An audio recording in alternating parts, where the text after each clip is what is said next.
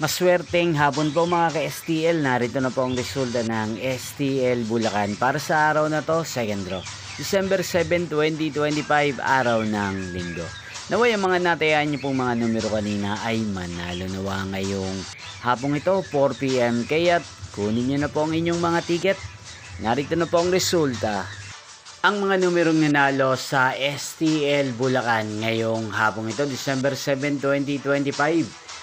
4 PM second draw result 40 at 32 in exact order. Again, 40 at 32.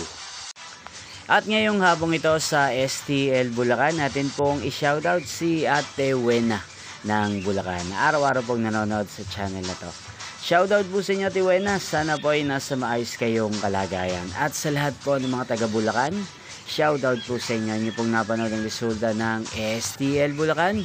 Magkita-kita pong muli tayo mamayang 8 PM. Thank you for watching.